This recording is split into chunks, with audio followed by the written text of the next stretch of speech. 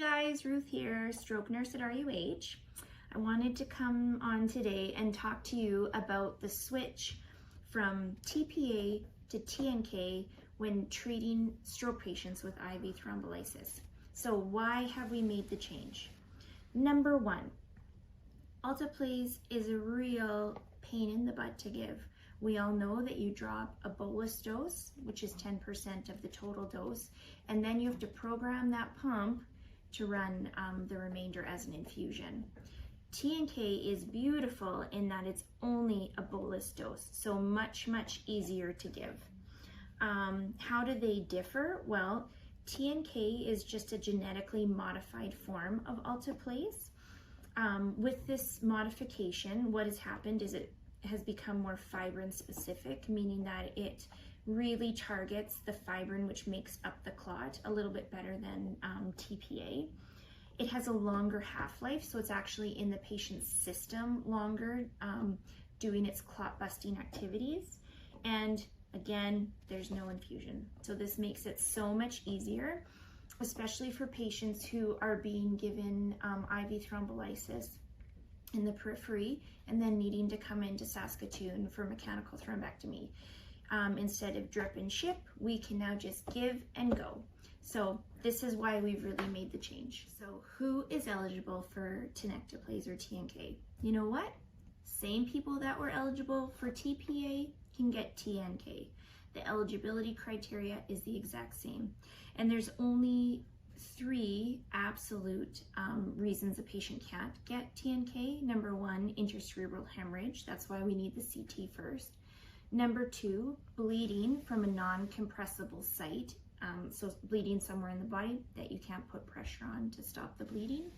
And number 3 is the patient is last seen normal outside that 4.5-hour window. And truthfully, even that has a bit of wiggle room with advanced imaging. Otherwise, there's quite a lengthy list of relative contraindications, but that will be up to the neurologist to discern whether, if a patient has one of these relative contraindications, if they'll still be eligible for TNK. So when you're going to give TNK to your patients, there's a few things you're going to want. You're going to want the order set, you're going to want the cardiac monitor, and you're going to want to take the blood pressure right before the TNK is given, because there are quite strict blood pressure parameters. You don't want your patient to have a systolic over 180 and a diastolic over 105. So you've gotten the physician to fill out the order set. When you're looking or considering dosing, it is a weight-based drug, and you have about 20 pounds to play with, so we want you to estimate what the patient's weight is. For example, if the patient weighs between 60.1 and 70 kilos, the dose is 17.5 milligrams or 3.5 mils. So you have a lot of guessing, a lot of wiggle room in terms of when you guess the patient's weight. Okay, let's go ahead and try drawing this baby up. Now, if we weren't a publicly funded health care system, I would actually draw it up, but because this thing costs $2,400, we're just going to use our imaginations. So what comes in the kit? Number 1, sterile water. Number 2, the TNK powder.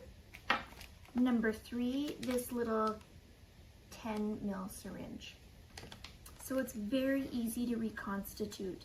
You draw up the sterile water, then you're going to inject it into the powder. A tip and trick I've found is that if you inject it down the side of the vial, there's less chance of the drug foaming, and it actually breaks down the drug quicker. If you forget and you put it directly into the powder, you'll just need to let it sit for 2 or 3 minutes to actually dissolve. After you've put it in, you want to gently rotate, and then you're going to draw up the correct amount according to your order set. Now, a lot of sites are used to giving TNK for MI, so are quite comfortable. So a few red flags when you're giving it to a stroke patient: it's half the dose for an MI, so 0.2 milligrams per kilogram when it comes to dosing for strokes. Unlike MI, You don't want to give any other anticoagulants or antiplatelets in association with this drug. This is one and done for your patient. So when we talk to families, where do we start? We all know that time is brain when it comes to stroke. So the faster we can get this drug in, the better outcomes our patients will have. So your families don't have a lot of time to hem and haw and call a friend to ask them what they think. So you've built a little bit of a rapport with them. You're going to be supportive of them. We tell our patients that the biggest risk associated with TNK is bleeding. When we talk about bleeding risk, there's about a 6% chance that the patient will have some sort of bleeding, about a 3% chance that it'll be an intercerebral hemorrhage, and around 2% that it will be a clinically significant intercerebral hemorrhage. So TNK is a relatively safe drug to give. The other thing that is nice to know is that for every 10 people that get TNK, one person will go home independent. So in terms of scientific studies and numbers needed to treat, it's a very low number needed to treat with TNK to have a good functional outcome. Okay, time for a TNK Roundup. Numero uno, TNK is now the Saskatchewan drug of choice. Although it's non-inferior to TPA, so much easier to give. This is the direction we've gone in. Number two, time is brain. Our goal is to get this drug into our stroke patients within 60 minutes from the time they arrive in your hospital. And ideally, 50% of our stroke patients who get TNK would get it within 30 minutes. I believe in you, you can do it. Number three, if your patient has gotten the drug and is now to get out to Saskatoon for mechanical thrombectomy, we want you to go fast. Ideally, they will be in and out of your hospital doors within an hour. Let's do this. Next, number four, no Foleys. A stroke patient doesn't need a Foley. If you look at the TNK order set, do you know what it doesn't have? Insert a Foley, because they don't need one. Now, use your clinical discretion, some will, but let's try and avoid them if we can. Number five, you don't want your patient moving around for kind of the first 24 hours post-TNK. It's just more of a safety issue than anything, but it also is a neuroprotectant. We want to not mobilize quickly after stroke. Number six, you got to get that post-TNK CT scan before you give any anticoagulants or any antithrombotics. We need to rule out intercerebral hemorrhage before we start the aspirin and Plavix. And number seven, please do not ever hesitate to call neurology if you have questions or concerns regarding your patient who has gotten TNK.